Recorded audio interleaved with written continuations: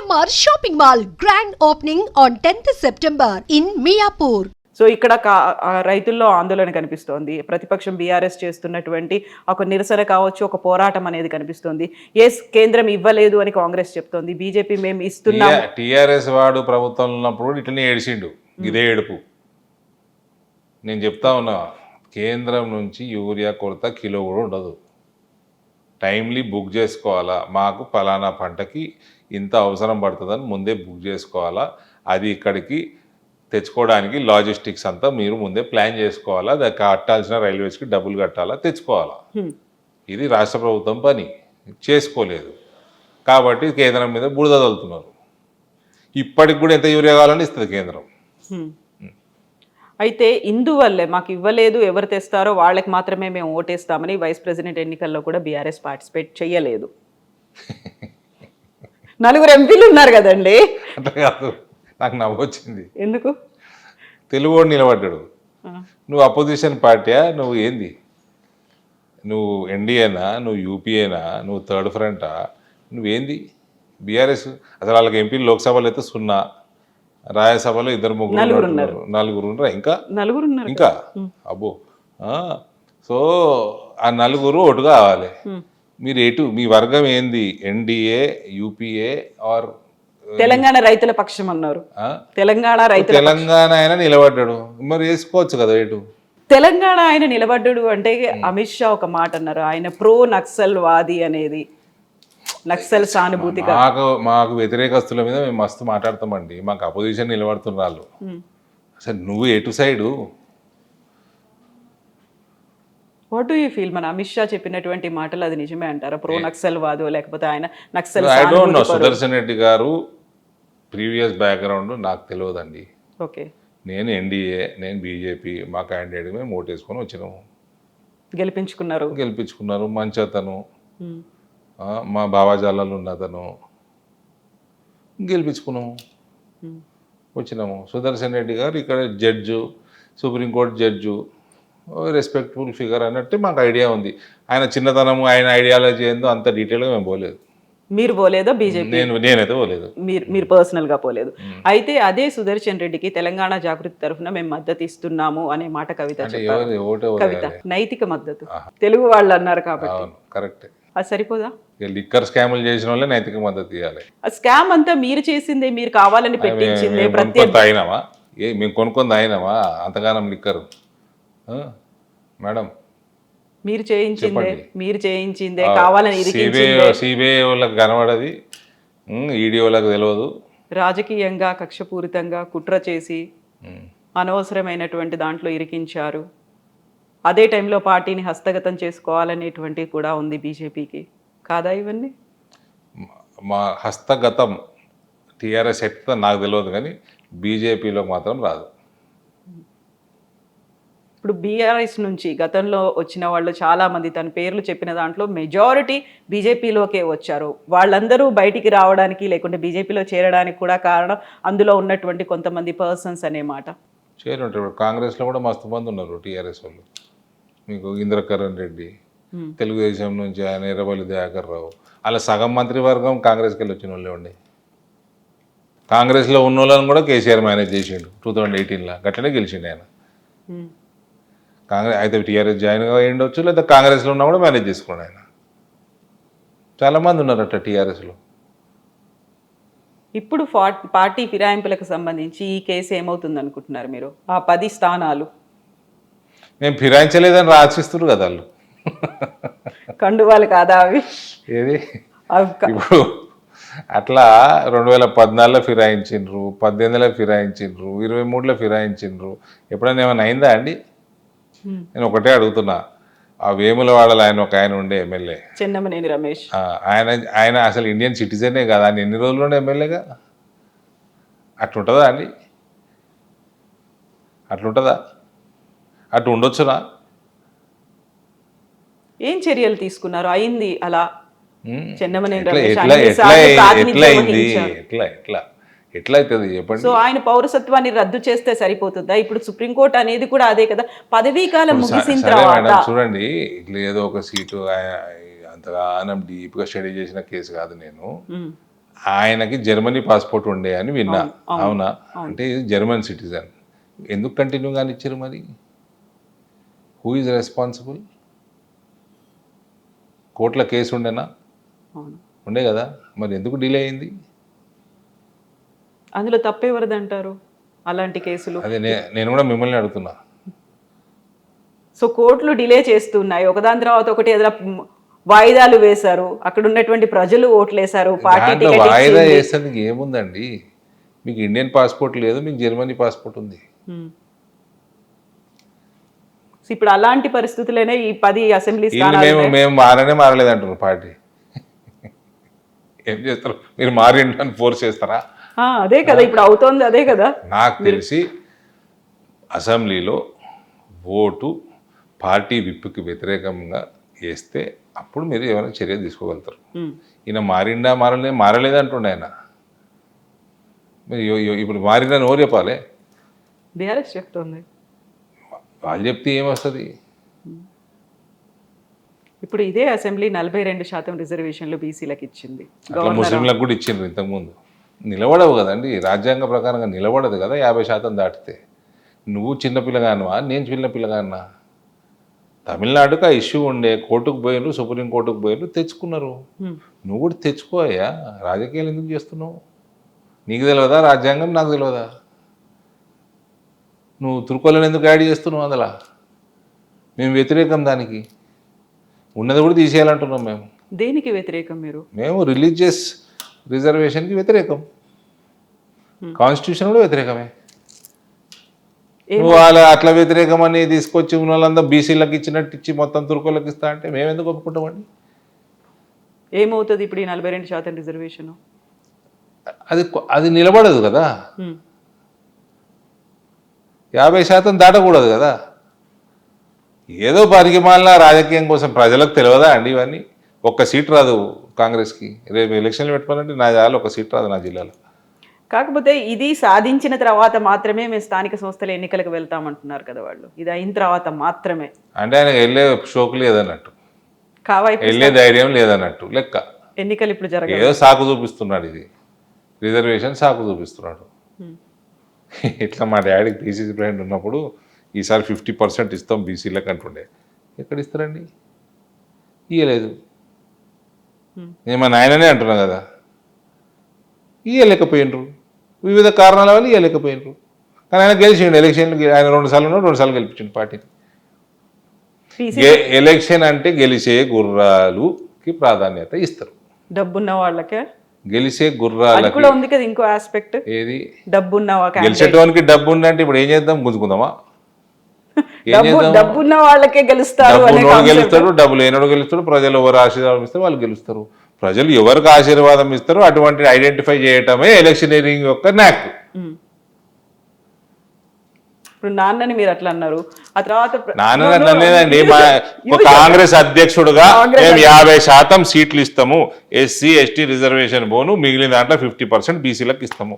ఇవ్వలేకపోయిండు. 40% కాడ ఆగింది, 38 కాడ ఆగింది, 42 కాడ ఆగింది. అట్లా డాడీ ఒక పిసిసి అధ్యక్షుడు అయ్యారు, ఎప్పుడు సీఎం అవ్వాలని అనుకోలేదా? జరగలేదు, ఎందుకని? ఆయన నా జీవిత కోరిక పిసిసి నా పార్టీకి అధ్యక్షుడు కావాలని ఉండే అని అన్నట్టు నాకు గుర్తు. సీఎం ఎప్పుడు అన్నట్టు నాకు గుర్తులేదు. ఇంటర్వ్యూలలో అన్నాడు ఆయన, నా జీవిత ధ్యేయం కాంగ్రెస్ అధ్యక్షుని కావాలని ఉండే. ఆయన మామూలుగా 2 సార్లు అయిండు. బీసీలను ఆయన నేను సీఎం కాలేదని బాధపడ్డ రోజు ఎప్పుడు నేనైతే చూడలేదు. కాకపోతే ఉన్నటువంటి ఒక అబ్జర్వేషన్ ఏంటంటే బీసీలను ఒక పిసిసి అధ్యక్షుడిగా చేసి పెడతారు, సీఎంలో మాత్రం వేరే అప్పర్ క్యాస్ట్ వాళ్ళే అవుతారు అనేటువంటి ఒక మాట కాంగ్రెస్కి సంబంధించి. మరి దానికి రాహుల్ గాంధీనో సోనియా గాంధీ జవాబు చెప్పాలి, నేను ఎట్లా చెప్తా? What was your observation? మీరేమనుకునే వాళ్ళు ఆ టైంలో? ఎందుకని సీఎం అయితే this observe Google it, Google also gives you the same observation. I'm asking a son, ఒక వాళ్ళ అబ్బాయిని అడుగుతున్నాను నేను. రాజశేఖర్ రెడ్డి బలమైన నాయకుడు ఉండేనండి. Okay, I'm fan of Rajasekhar Reddy. Though I'm son of D Srinivas, though I'm disciple of D Srinivas, I'm fan of Rajasekhar Reddy. Okay, so GHMC ఎలక్షన్స్లో ఏమవుతుంది అనుకుంటున్నారు? నేను జాతకం తెలియదు నాకు, చూడాలి. ఇప్పుడు ఎలక్షన్ రావాలి, సర్వేలు చేయాలి, చూస్తే చెప్పు. ఎప్పటికి వస్తాయి? అది రేవంత్ చెప్పాలి, నేను ఎట్లా చెప్తా? ఇప్పుడు జిల్లా పరిషత్లు అయితే లోకల్ బాడీస్ అయితే ఆల్రెడీ డిలేడ్ కదా, చాలా మున్సిపాలిటీలు కూడా డిలేడ్. మా నిజామాబాద్ మున్సిపాలిటీ లాస్ట్ డిసెంబర్లో కావాలి ఎలక్షన్, ఇప్పటికీ 8-9 నెలలు లేట్ అయిపోయింది. అవును. అక్కడ మేము గెలుస్తాం, మేయర్ ఈసారి మేము గెలుస్తాము, జిల్లా పరిషత్ చైర్మన్ నాజాలో నేను గెలుస్తాను. వాట్ అబౌట్ జిహెచ్ఎంసీ హైదరాబాద్ సంబంధించి? I don't know. Here local leaders should say. This is not my constituency. Okay. So Arvind గారిలో చేంజ్ వచ్చిందా? గతంలో చాలా ఫైర్గా ఉండేవాళ్ళు, లేకుంటే ఒక ఫియర్ఫుల్గా కనిపించేవాళ్ళు, లైక్ ఫోర్స్ఫుల్గా ఉండేది, కొంచెం తగ్గింది. టీఆర్ఎస్ వాళ్ళకి అట్లా కనిపిస్తుంటుందేమో. అవునా? సో టకా టకా టకా టకా టకా అనేస్తూ ఉంటారు అనేది. ఇప్పుడు అనలేదా మీతో అట్లే మాట్లాడాను కదా, చాలా స్లోగా మాట్లాడాను, చాలా నవ్వుతూ మాట్లాడుతున్నారు. ఇంతకుముందు ఇది నవ్వు కనిపించకపోయేది అసలు. యా, పింక్ అద్దాలు పెట్టుకుంటే కనబడవు. లేదు, నాకు పింక్ లేవు, అందుకే మీకు కనిపిస్తుంది నవ్వుతున్నారు. ఇంతకుముందు ఎప్పుడు ఇలా నవ్వుతూ కనిపించలేదు. పింకీలకి కనిపించేది అట్లా ఓకే, ఫియర్ఫుల్గా.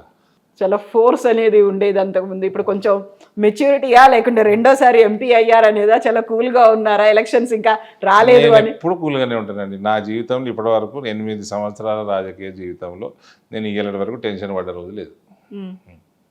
సో ప్రతిసారి కూల్గా బిందాస్గా ప్రతిరోజు కూల్గానే ఉన్నా నేను, ఏ ఎన్నికైనా కూల్గానే ఉన్నా. భక్తి ఎక్కువ, దేవుడు అంటే నమ్మకం పూర్తిగా. పూజలు పూజలు ఆనెస్ట్లీ నా భార్య చేసేస్తుంది, నా వంతు కూడా ఆమెనే చేస్తుంది, ఫుల్ చేస్తుంది. ఓకే. బట్ మీ ట్విట్టర్లో మాత్రం రోజు ఒక అది శ్రీమద్ భాగవతంలోంచి ఒక కోట్ ఒకటి వస్తుంటుంది, ఆయన నేమ్స్ అనేవి ఒకటి వస్తుంటాయి. సో బాలకృష్ణుడిని రోజు పొద్దున్నే స్నానం చేయించి కొత్త బట్టలు వేసి పూజ చేసి అలంకరణ చేసి కిరీటాలు సొమ్ములు పెట్టి ఇవన్నీ పెట్టి ఫోటో తీసి మా ఆవిడ మా టీంకి పంపుతుంది. భాగవతం ఏమో నా అడ్మిన్, ఆమె భాగవతం దానికి జతపరిచి రోజు పోస్ట్ చేస్తుంది.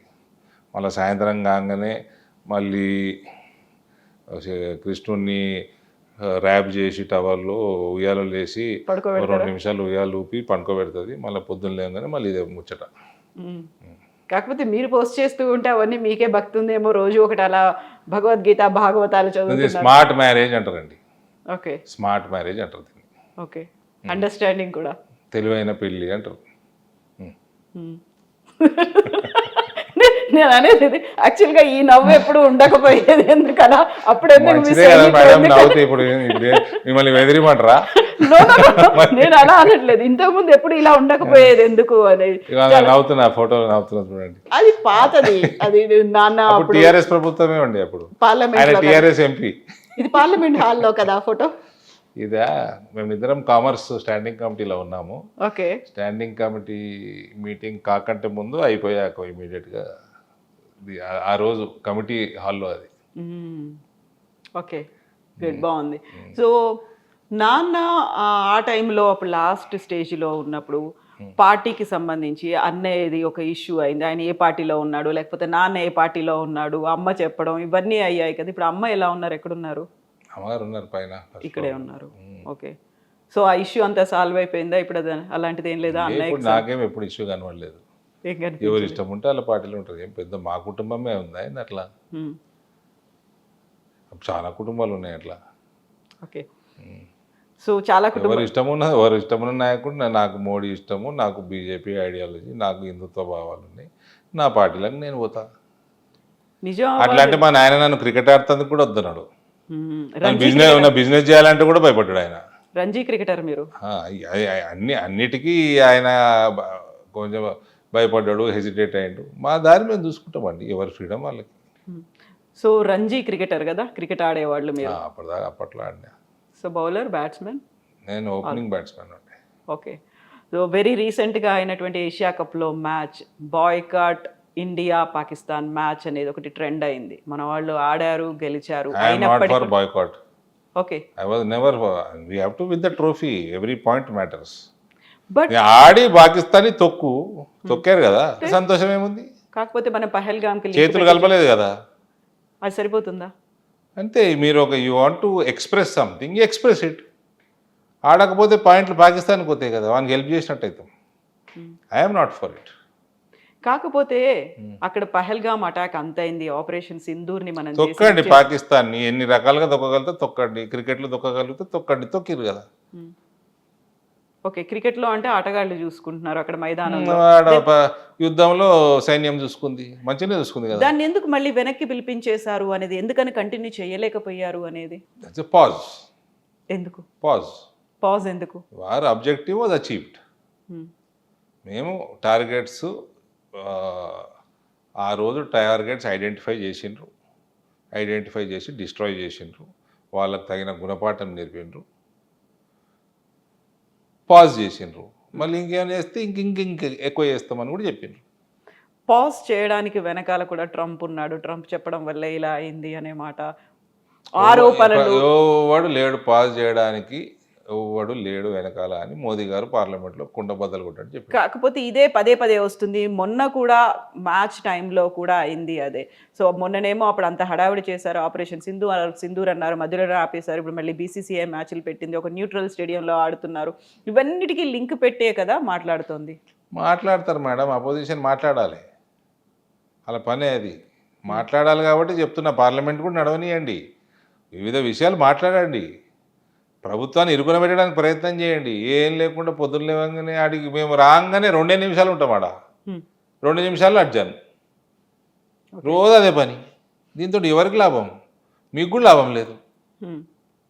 పహల్గామ్ మీద డిస్కషన్ అడిగిండ్రు, పెట్టిండ్రు, మాట్లాడాడు కదా. రాహుల్ గాంధీ మస్తు మాట్లాడిండు, ప్రియాంక గాంధీ మాట్లాడింది, వాళ్ళ వేరే నాయకులు మాట్లాడిండ్రు, ప్రజలు వింటారు, నిర్ణేతలు ప్రజలు అవుతారు. నీకు మైక్ కట్ చేసిర్రా? ఎంత అంటే అంత మాట్లాడినావు నువ్వు. ఆయననే కూర్చున్నాడు, నేను ఉన్నా రాహుల్ గాంధీ మాట్లాడుతుంటే హౌస్లో, ఆయననే మాట్లాడి ఆయనే కూర్చున్నాడు. ఇంకో 5 నిమిషాలు మాట్లాడాలంటే మాకు మాట్లాడిస్తుండే. ఎందుకు దీనికి? ఓకే, పార్లమెంట్లో డిస్కషన్ చేసుకోవాలి కదా. సో మళ్ళీ కమింగ్ బ్యాక్ టు నిజామాబాద్కు సంబంధించి చూస్తే, మీరు ఫ్యామిలీ గురించి, పాలిటిక్స్ గురించి, వాళ్ళ ఇంట్రెస్ట్ల గురించి మాట్లాడిన తర్వాత అపోనెంట్స్ గురించి మాట్లాడుకోవాలంటే ఇప్పుడు నిజామాబాద్లో మీకు అపోనెంట్ ఎవరని అనుకుంటున్నారు?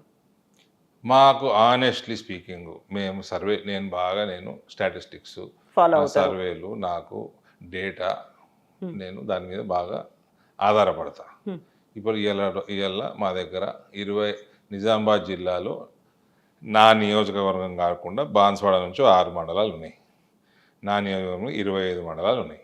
25లో ఒక్క సీటు గెలుస్తలేదు కాంగ్రెస్. ఇప్పటికిప్పుడు జరిగినా 6 నెలల తర్వాత జరిగినా ఇప్పుడు ముచ్చటే చెప్తున్నాను నేను, నెల 2 నెలల కింద ముచ్చటే చెప్తున్నాను మీకు.